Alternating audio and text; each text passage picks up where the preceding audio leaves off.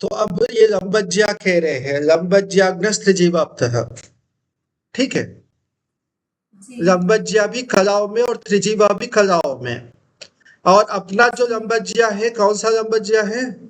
अपने जो अक्षांश के अनुसार जो वो जितने डिग्री से अपने अक्षांश जितने अंश है उसके अनुसार उसका जो लंबज्या है। जी समझ में आया? हाँ अपने जी स्थान के अक्षांशों की जो लंबज्या है, बाकी लंबज्या पता करने के लिए आगे त्रिप्रश्नाधिकार में कुछ विशेष विधान है, उसी के अनुसार ये व्याख्याकार भी आगे कहेंगे, जो आपको अभी समझ में नहीं आएगा कल मत पूछना, ठीक है। जी ये वही हम समझेंगे, पर अभी आपको मोटी तरह से कह रहा हूँ, क्योंकि ये समझाना है तो फिर आपको पूरा त्रिप्रश्नाधिकार की जो विषय है ना समझाना पड़ेगा, वो तो हम वही समझ लेंगे, ठीक है। तो लंबज्या से गुना किया और त्रिजीवा से भाग किया भूपरिधि को, ठीक है। वो चित्र में नीचे देखना, ये एक प्रकार से केवल अनुपात वाली बात है। जहां भूपरिधि विषुवत रेखा है वहां त्रिजीवा पूरा है, जी और यहाँ जो अपने अक्षांश यानी अपने इष्ट प्रदेश जो है ना, वहां भूपरिधि लंबांश के बराबर है।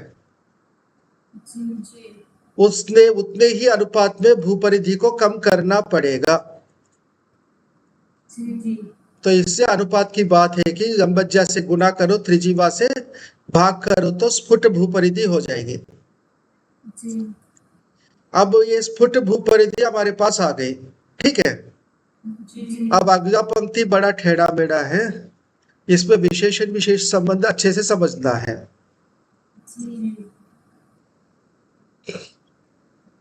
तेना का संबंध विभाजिता के साथ है, जी इसे तेना देशांतराभ्यस्ता ये नहीं समझना, उल्टा पुल्टा हो जाएगा, जी ठीक है। तेना का संबंध किसके साथ है?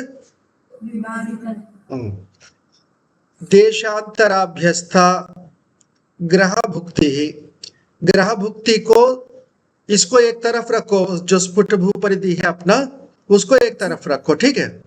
अब दूसरी बात कही जा रही है, अपने जो ग्रह भुक्ति है, जिस ग्रह का हम मध्यम ग्रहानयन कर रहे हैं, उस ग्रह की भुक्ति, ग्रह भुक्ति से यहाँ एक दिन के अंदर ग्रह का चाल लिया जा रहा है। तो एक दिन के अंदर कुछ ग्रहों का तो बिल्कुल ही नाम मात्र होगा, उसको तो हम ये मान सकते हैं कि कोई चाल है ही नहीं। जो शनैश्चर है इतनी धीमे चलता है कि एक दिन में तो उसका कुछ है ही नहीं। पर चंद्रमा जो है एक दिन में पूरा एक नक्षत्र पार कर देता है, चंद्रमा का चाल ज्यादा है। तो उनके लिए विशेष रूप से ये देशांतर संस्कार बहुत जरूरी है, ठीक है। तो देशांतर शब्द से यहाँ देशांतर योजन लिए जा रहे हैं, यानी भूमध्य मध्य रेखा की बात हो गई ना, उस मध्य रेखा से परिधि के अनुसार अपने स्थान तक जो दूरी है योजनों में, उन योजनों से ग्रह भुक्ति को गुना करो। अभ्यस्त शब्द यहाँ गुना करने के लिए है। और फिर तेन विभाजिता, भूपरिधि से विभाजित क्या आएगा? ग्रह भुक्ति का वो हिस्सा आएगा जो अपने देश पर तक वो गणना करेगा, ठीक है। समझ में आया ना? यानी एक पूरा चक्कर में एक ग्रह भुक्ति आती है, ठीक है। और अपने देश तक का जो है ना, उतने से भाग करो तो समझ में आ जाएगा, ठीक है। वो जो कलादि आएगा, तत्फलम, जो कलादि रूपी फलम, ये सारा करने पर उसको क्या करना है? प्राच्याम ग्रहेभ्य परिशोधयेत, जो देश मध्य रेखा से प्राक है, पूर्व में है, उनके लिए ग्रहेभ्य परिशोधयेत, ठीक है। लंका के मध्यरात्र कालीन जो मध्यम ग्रह है उसमें से घटा दो यदि पूर्व दिशा में है तो। जी रेखा प्राचीन संस्थाने रेखा की नहीं, रेखा प्रतीची संस्थाने रेखा की प्रतीची यानी पश्चिम में यदि है तो प्रक्षिपेत घटा करो। प्रक्षिपेत स्वदेशजाः। जी समझ में है ना? तो ये अक्षांश और रेखांश के अनुसार शोधन हो गया। अपने देश में मध्य रात को स्फुट ग्रह आ गया। स्फुट ग्रह नहीं, मध्यम ग्रह आ गया। जी समझ में आया? जी ज्यादा कठिन नहीं समझ में यदि उसको यानी हाँ प्रक्षिपेत घटा लेने की। हाँ प्रक्षेपित घटाने के लिए है। नहीं, एक मिनट, उल्टा हो गया। परिशोधित घटाना है, प्रक्षेपित जोड़ना है। जी ये पता नहीं, ध्यान मेरा इधर उधर हो गया, उल्टा हो गया। ठीक है, ये ठीक है ना? जी प्राक में है तो क्यों घटाना है? क्योंकि अभी वहां हुआ नहीं है। नहीं, एक मिनट उल्टा हो गया तो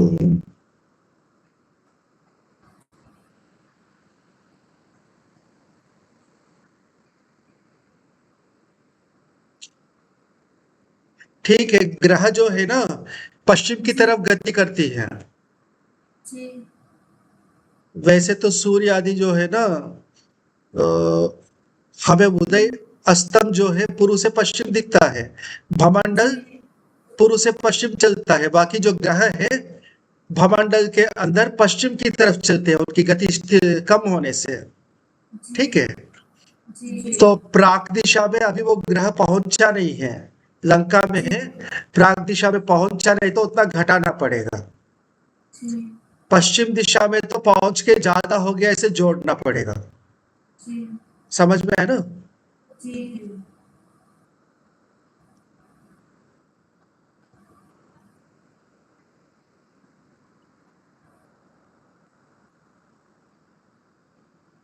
अब ये मध्यम रेखा की बात की तो मध्यम रेखा की व्याख्या कर रहे हैं। राक्षसादय देवों का शेदयोर मध्य सूत्रगाः रोहितकम अवंती च यथा सन्निहितम सरः। ये राक्षसादय क्या है? लंका। और देवों के जो स्थान है ना वो कह घर है। जी देवताओं का घर सुमेरु है। जी इन दोनों को जोड़ने वाली जो रेखा है ना, जो सूत्र है, जिसके बीच में रोहितक अवंती और सन्निहितम सरह आते हैं। जी क्योंकि उन दोनों को कई प्रकार से जोड़ सकते, वैसे तो एक ही प्रकार से जोड़ सकते, तो उनको जोड़ेंगे तो बीच में तीन भी आएंगे एक लक्षण के रूप में। ठीक है, जी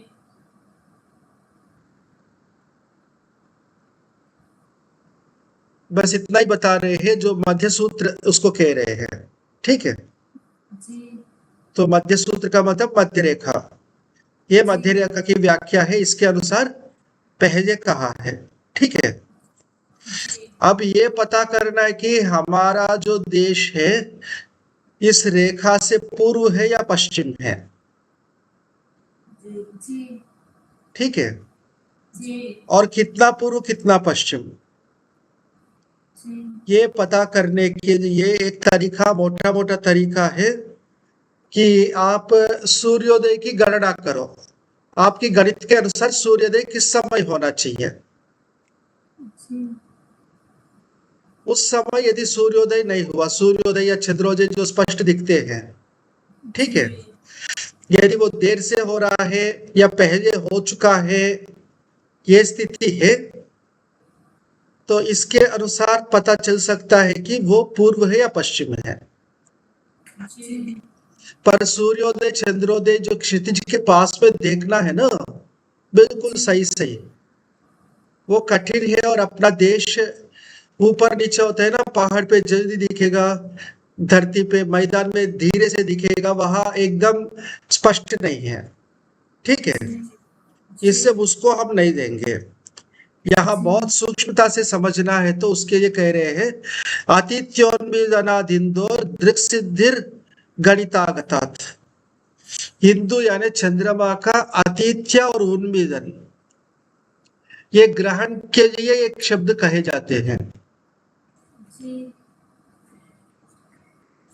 यानी चंद्रमा को राहु ग्रसित करते, केतु यानी दोनों में से जो ग्रसन कर रहे हैं ना, जी वो चंद्रमा को ग्रसन किया, अब वो छोड़ दिया। जी ये दोनों पॉइंट्स हम बिल्कुल अच्छे से समझ सकते हैं, वहां कोई ज्यादा हेरा फेरी की समस्या नहीं है, क्योंकि बिल्कुल आकाश के ऊपर होता है और वह एकदम स्पष्ट दिखता है। ठीक है, जी वेद करके देखेंगे एकदम स्पष्ट दिखेगा कि अब ग्रास हो गया, अब विमोचन हो गया। ठीक है, जी तो एक तो गणित से इनका समय हमने पता किया, जी दृक सिद्धि यानी दृक से भी हमने पता किया। जी दृक सिद्धिर गणितागतात यदा भवेत् तदा प्राचम स्वस्ति आतिथ्योन्मीलनादिन्दोर दृक सिद्धिर गणितागतात। अच्छा, आतिथ्य शब्द है ना, गणितागतात के साथ जुड़ा है। चंद्रमा की जो उन्मीलन है ना, गणितागत से अतीत हो गया हो। आतिथ्य यदा भवेत् तदा प्राच्याम स्वस्थाने मध्यतो भवेत्। मध्यतः स्वस्थानम प्राच्याम भवेत्। मध्य रेखा से हमारे जो स्थान है ना, प्राक में हो, यदि अतीत हो चुका है तो। ठीक है, अप्राप्य च भवेत् पश्चात एवं वापि निमीलनात्। ठीक है, निवेदन समय हो चुका, अभी तक शुरू हुआ नहीं है निवेदन। ठीक है, अप्राप्त है तो समझना चाहिए कि हम पश्चात है, अरे पश्चिम दिशा में है। जी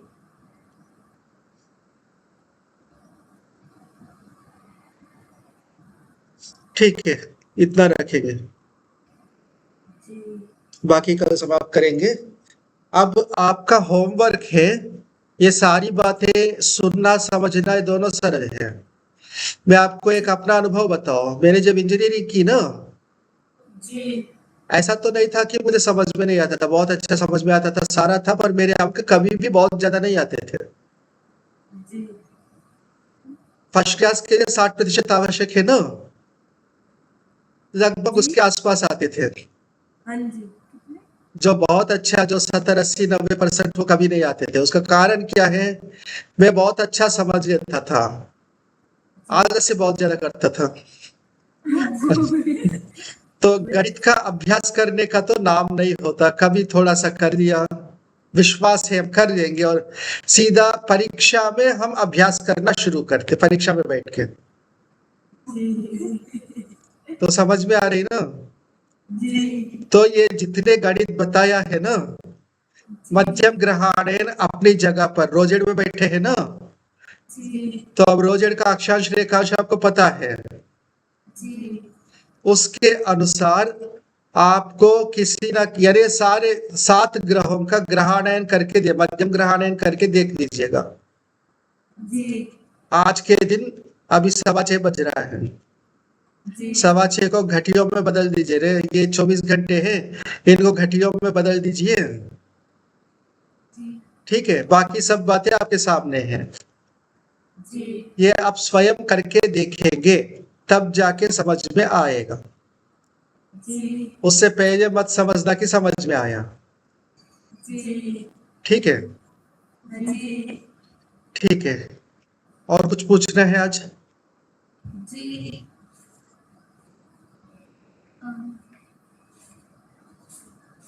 जी पृष्ठ संख्या 37। हम्म, ये जो भाष्य में उपपत्ति है जी, वो सारी समझ में नहीं आ रही। कल करेंगे। जी आज असल में 6:15 से मेरा एक और मीटिंग है, आज यही हम समाप्त करेंगे, कल करेंगे ये। ठीक है, जी जी ठीक है। अच्छा, ओमकार का उच्चारण करेंगे। जी ओ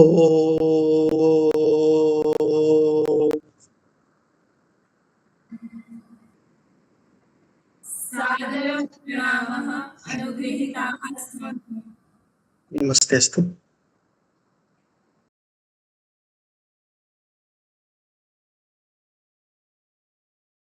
ये स्क्रीन दिख रहा है ना? हाँ जी।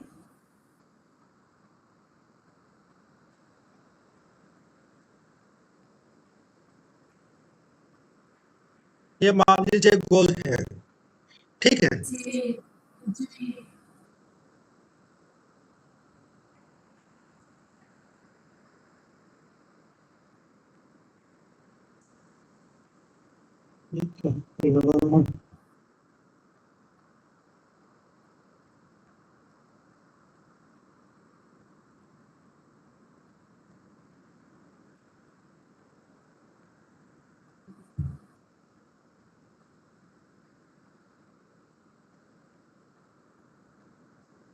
ये है व्यास, ठीक है। जी जी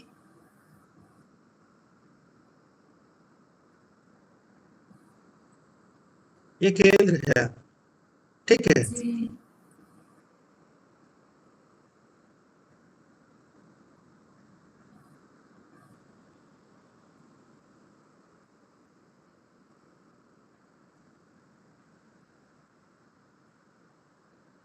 ये मोटा मोटा समझ लेना।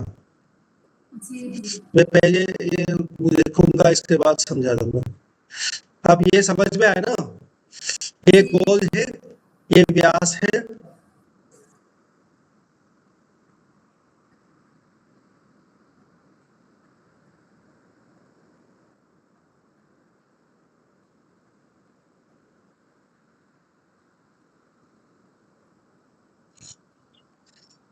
ये जो है ना, ये कोण है, कुछ अंश होंगे इसमें, जी जी ठीक है। जी अब यहाँ से इतने अंशों में हमने एक त्रिज्या यहाँ लिया, जी इतने ही अंशों में एक और त्रिज्या यहाँ लिया, इन दोनों को जोड़ दिया।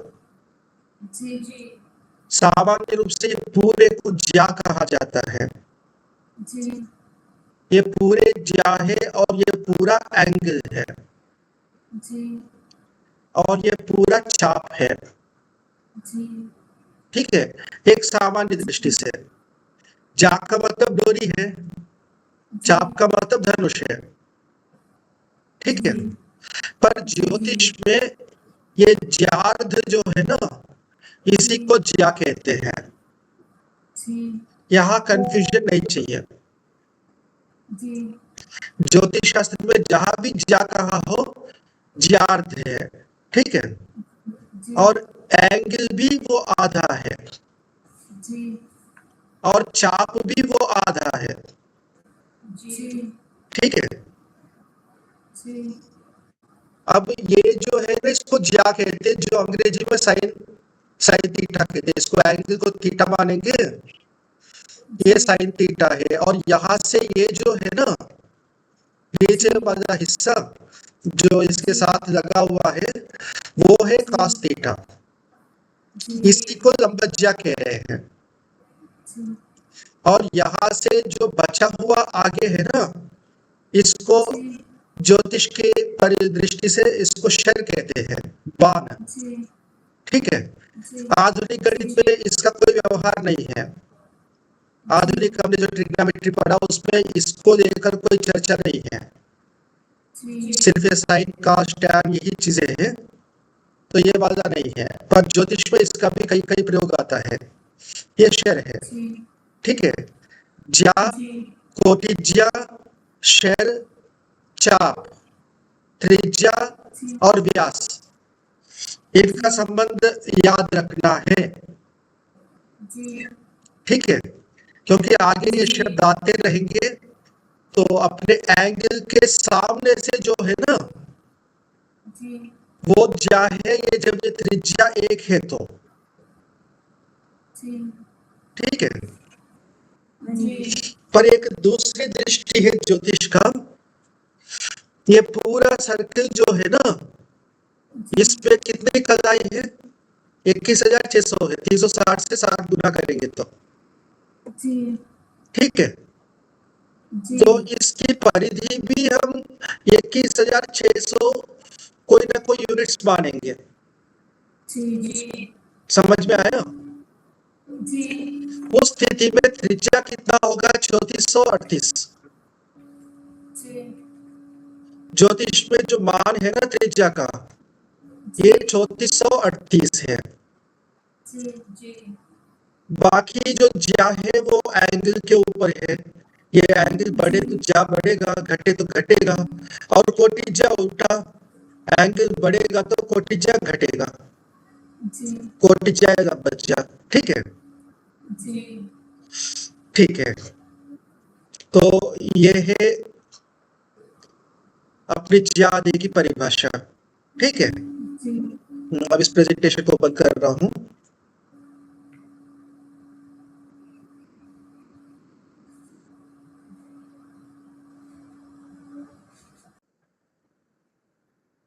हाँ, आप बताइए क्या क्या प्रश्न था?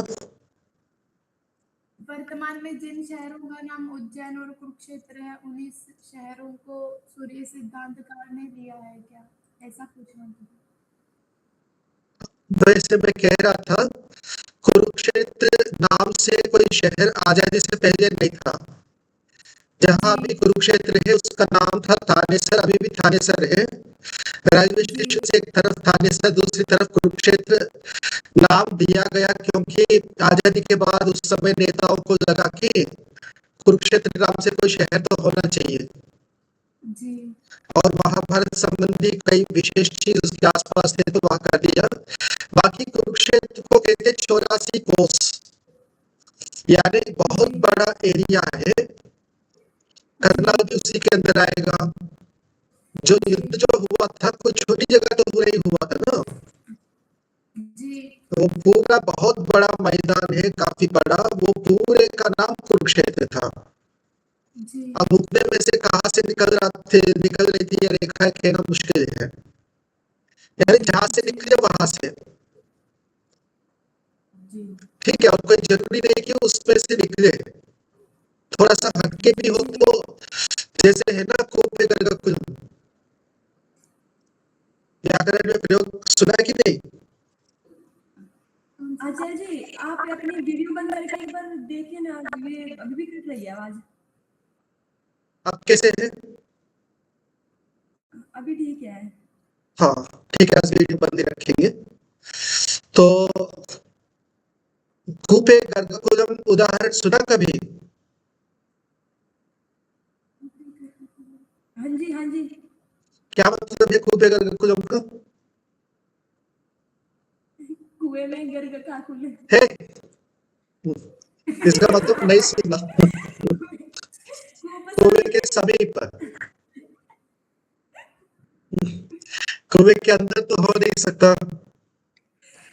कुएं के समीप गर्गकुल। हाँ जी।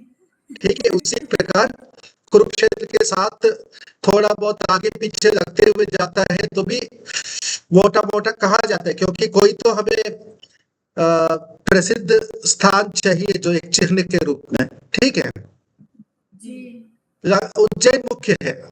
आज भी परंपरा जो है ना उज्जैन में सबसे ज्यादा है। तो भूमध्य रेखा, उज्जैन और क्या बोलते हैं उत्तर ध्रुव, इन तीनों को जोड़े। बीच में थोड़ा सा इधर उधर कुरुक्षेत्र आएगा। ये रोहितक जो है ना, रोहतक को कहते हैं शायद। जी अभी देखा आज मेरे मैप्स में तो थोड़ा बहुत आसपास में आ रहा है, बहुत ज्यादा सक्के नहीं है, दूरी है। पर उस समय हो सकता है कि ये दोनों ज्यादा प्रसिद्ध थे तो उसके आसपास होने पे स्वीकार किया गया। ठीक है, जी जी जी ठीक है। जी। और एक पीछे शंका पूछी थी जी, पृष्ठ संख्या 21 पर। हाँ, आप आपने बोला था कि अगले दिन बताऊंगा, परंतु राशियन पंचगुणितान वो अंशादि मुझे समझ में पंचसम। आया नहीं। वो जो 5 से और 10 से गुना करने की बात जो है ना, जी वो अभी भी समझ में आया नहीं। आगे कभी आएगा तो बता दूंगा, ध्यान में है मेरा। जी मैं अभी तो समझ नहीं पाया उसको। जी ठीक है। जी पृष्ठ संख्या 28 पर 28। जी हम्म। नीचे से चौथी पंक्ति है जी। ते भाष्य में ते सिद्धा पृथक युगादि मास नीचे से चौथी पंक्ति। जी ते सिद्धा पृथक्स्था, ये जी यही बात। हाँ जी ते सिद्धा पृथक्स्था युगाधिमासा गुणिता युग सूर्य मास भक्ता प्राप्ताधिमासकैः निरग्रैः सिद्धा युक्ता। ज्यादा लंबा वाक्य और विशेषण विशेष संबंध समास आदि तो पर ज्यादा कठिन भी नहीं है। थोड़ा सा पीछे से देखें, विषय क्या चल रहा है।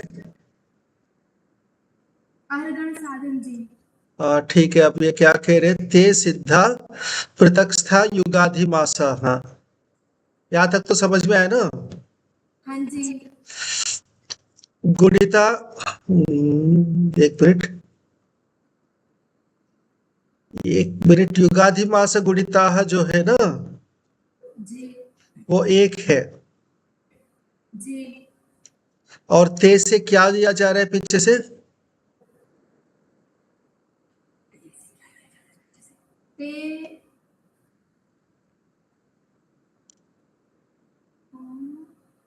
मासिक ऋता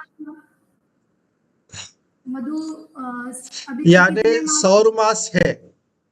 जी ठीक है, जो सौर मास आहर यानी अभी तक के जो सौर मास है, ठीक है, जी वो सिद्ध जी हो गए और अलग से उसको रखा। ठीक है, जी और युग के अधिमास से गुणा किया और युग के सूर्य मास से भाग किया। जी ते सिद्धा पृथक्स्था युगाधिमास गुणिता, ये इसको जोड़ देना ऊपर से। ठीक है, हाँ जी जी युग सूर्य मास भक्ता, समझ में आया। हाँ जी इस प्रकार प्राप्ताधिमासकैः निरग्रैः सिद्धा युक्ता। ठीक है, जिसमें निरग्रही ये शब्द निरग्रह शब्द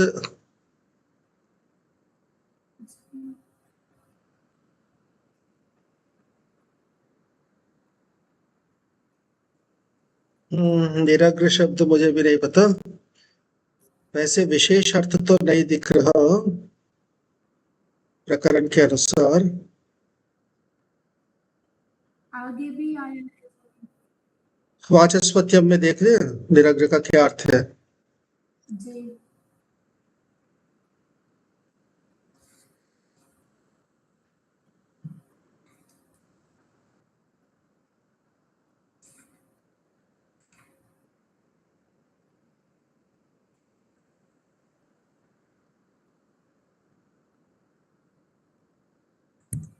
निरग्र शब्द कुछ याद आ नहीं रहा, वाचस्पत्यम में शब्द नहीं है। जी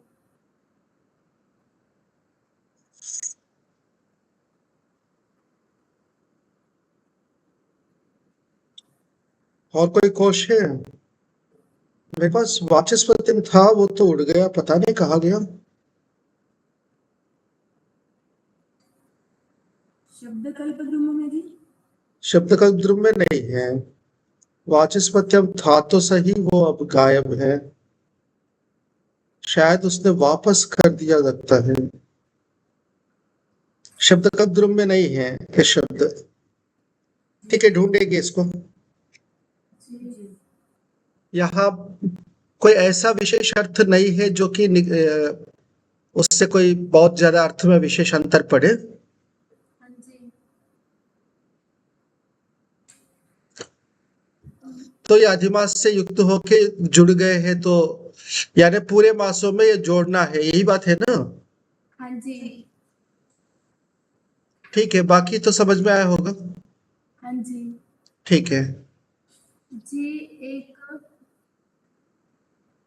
ये जो लंका आपने ऐसा बताया था जी, एक ये बिंदु है, हाँ, तो ऐसा संभव नहीं हो सकता कि जब सूर्य सिद्धांत रचा होगा तब वो वहां पर कोई स्थान हो। भास्कराचार्य भी कहता है, हमारे ज्योतिष के सारे आचार्य कहते हैं, और भास्कर के समय में तो था ही नहीं। जी और सिर्फ लंका नहीं है, मैंने शायद ये बात वहां भी बताया था, ये लंका से पूर्व जो है ना यमकोटि है, पश्चिम में रोमकपत्तन है, और अधस्तः सिद्धपुरम है। इनमें से कम 3 तो समुद्र में है। जी और सौम्य में सुमेरु कहाँ है, जो कि समुद्र है उत्तर में। जी और दक्षिण में वड़वानल कहाँ है, जो कि ठंडा बर्फ है। जी ठीक है, इससे इसको इतना ज्यादा ध्यान नहीं देना है। और ज्योतिष में वहां शहर हो इसका कोई मतलब नहीं है, जी एक बिंदु चाहिए गणना के लिए। ठीक है।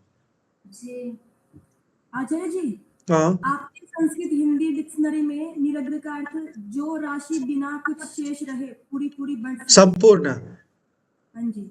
ठीक है, संपूर्ण अधिमास सिद्ध होते हैं। ठीक है। अच्छा, वो इसीलिए आगे जो अप्राप्त है वो एक युक्त करके करने की बात है। ठीक है। ठीक है, ये तो हो गया। हाँ जी हम्म।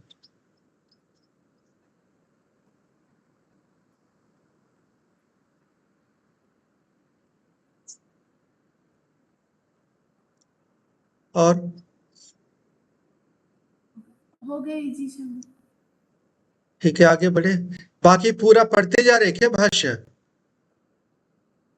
जी चलो, अच्छी बात है। अब भू परिधि की बात करेंगे। योजनानि शतानि अष्टौ भूकर्णो द्विगुणानि, तो अष्टौ शतानि और वो भी द्विगुणानि। ठीक है, कितने हुए? 1600। हाँ, इतनी योजनानि भूकर्णः। भूकर्णः भूमि का व्यास। जी ठीक है। जी तद वर्गतो दशगुणात् पदम भूपरिधिर भवेत।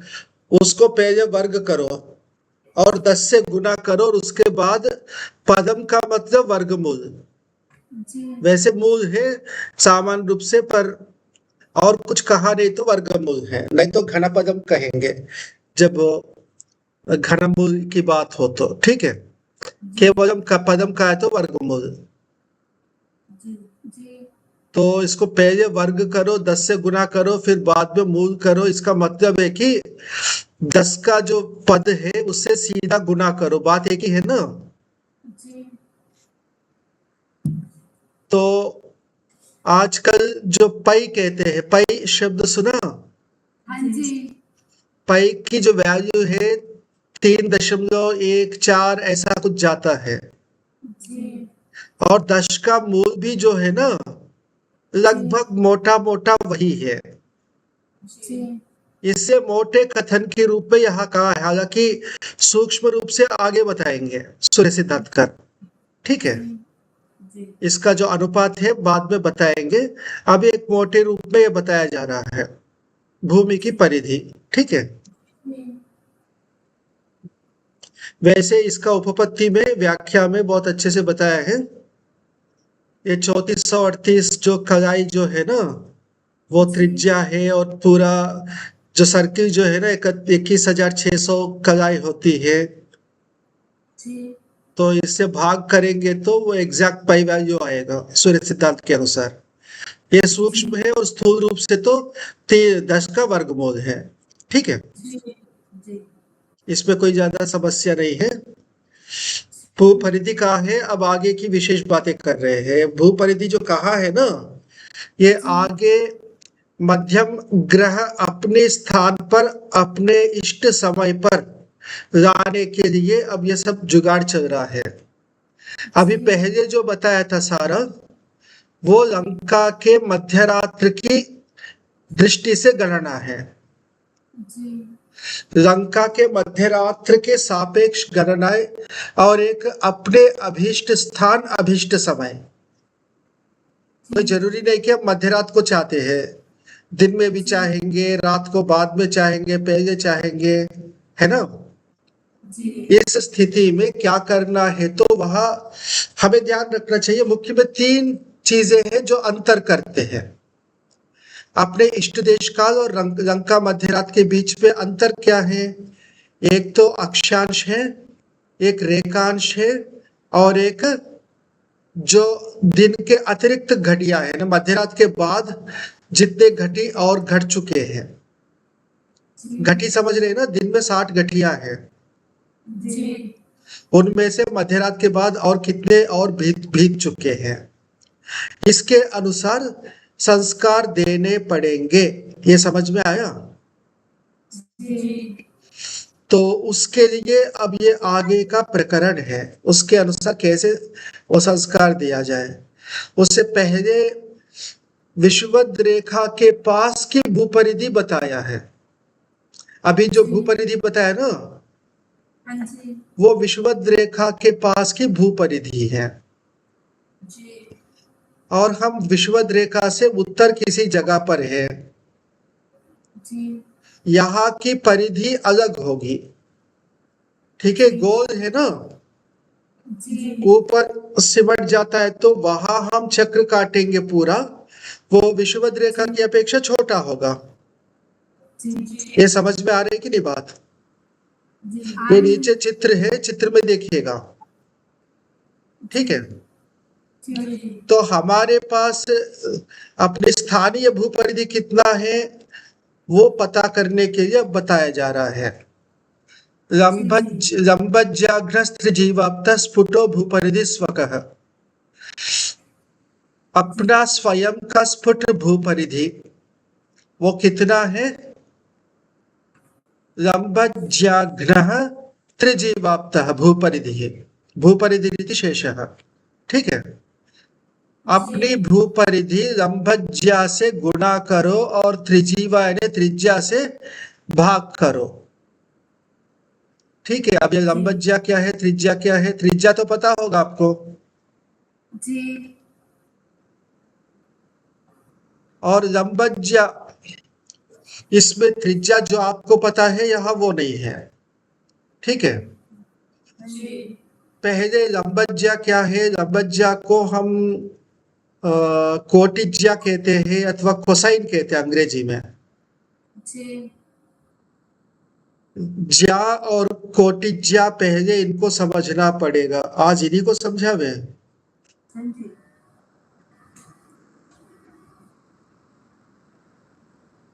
चलो, आपको ज्या, कोटिज्या और चाप ये सब मैं आज समझा दूंगा।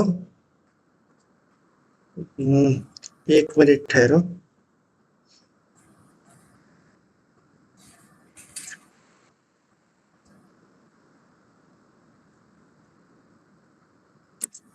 एक मिनट ठहरना पड़ेगा, अभी मैं प्रेजेंटेशन करूंगा। जी